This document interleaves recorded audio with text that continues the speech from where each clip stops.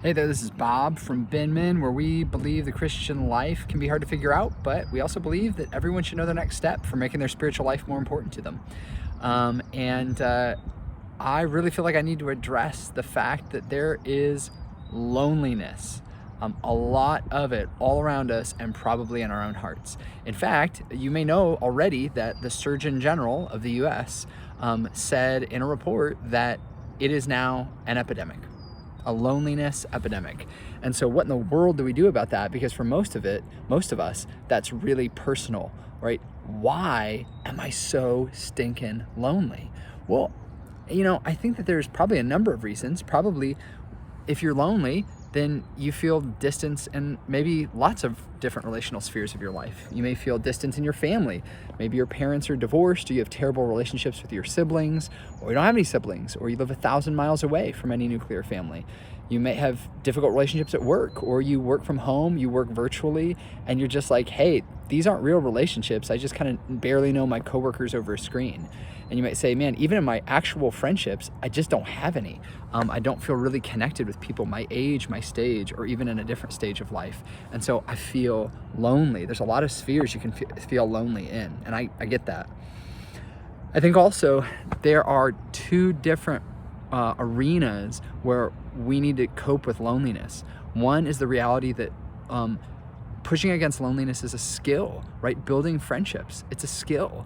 But on the other hand, there's also this loneliness is a part of our social fabric, right? Especially after a worldwide pandemic. Man, not only are relationships kind of polarized or strained a lot of times, but so much is over a screen that we may not have flesh and blood, deep kind of level 5 friendships with many people. So even as I engage the conversation, or as you engage the conversation about our own loneliness, we need to figure out, how do I grow this skill? And how do I also acknowledge that, like, I'm situated in the midst of a certain social fabric that kind of pushes against me making real, deep relationships. Man, having said that, a lot of us choose relationship substitutes. A lot of us just cope with our loneliness by trying to solve it with something that's not really healthy relationship.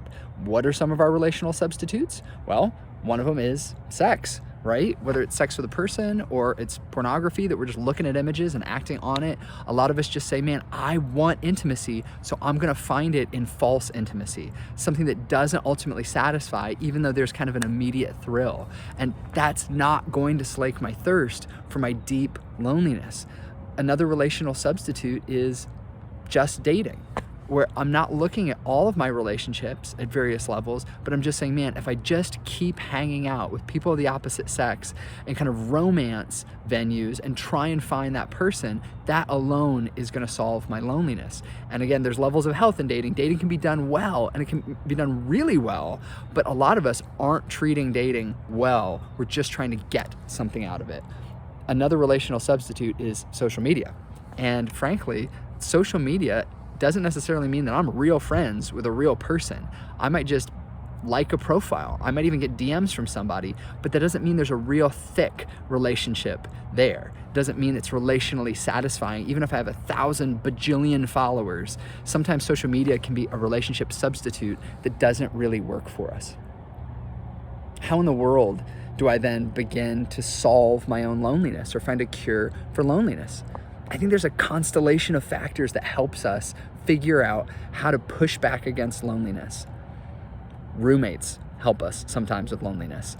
If I'm single, and I was for all of my 20s before I got married, I had somewhat of a rotating door because different chapters came for these guys, but I had probably almost 20 roommates over the course of about 6 years.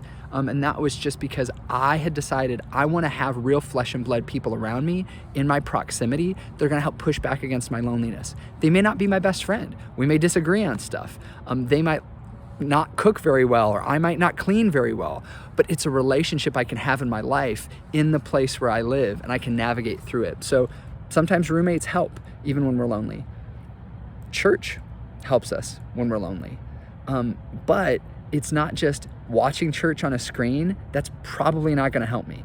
And Sundays can matter or not matter to me. If I just roll into church late, watch a sermon, sing some songs in worship, and I go back home, I may have received a good word from the Lord or worshiped him a little bit, but chances are I didn't build any friendships. I would say make Sundays meaningful for you. Intentionally push yourself to meet someone new, or even better, connect back with someone that you already know in your church, even on Sunday. Hey, Nancy, how are you doing? How are the kids? Hey, Phil, you're another single dude. Let's grab coffee this week. Hey, how was that job search going? Did you find a new job? Let me know, because I'm going to commit to pray for you this week. Make Sundays matter at church, but also get in some sort of group outside of just Sunday mornings. Maybe it is a Sunday class, but more than likely in your church, it's some sort of group that you need to be in a men's Bible study.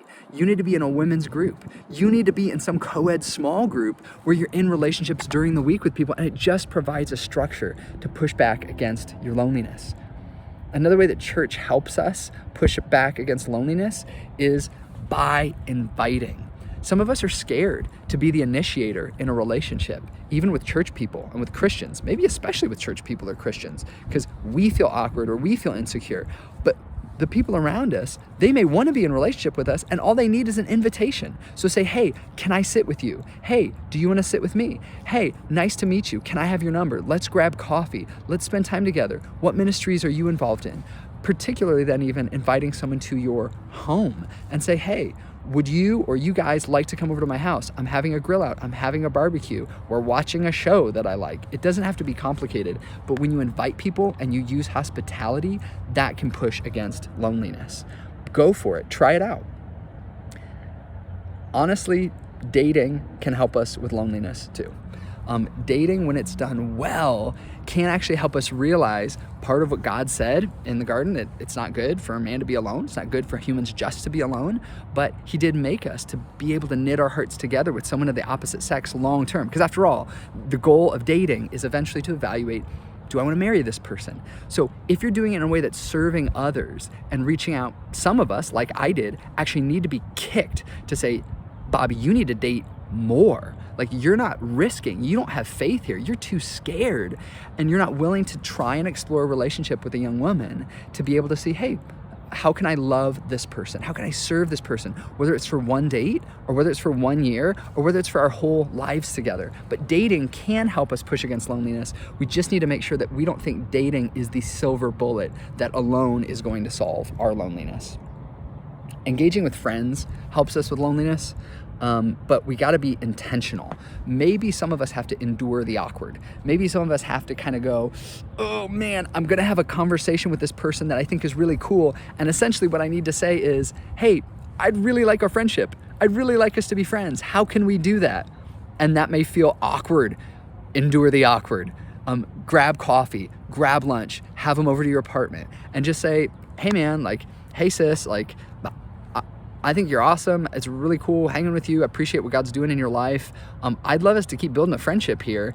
And like, do you want to hang once a week and grab coffee or lunch, or once a month? Hey, do you want to be a part of my small group? Hey, do you want to kind of do a new thing? And maybe we can have buddies over once a month on a Friday night at one of our houses. Are you into board games? But endure the awkward to gain a friend, because more than likely that person may be looking for friendship too. And you guys get to explore creatively how to figure out how to keep connecting deeper.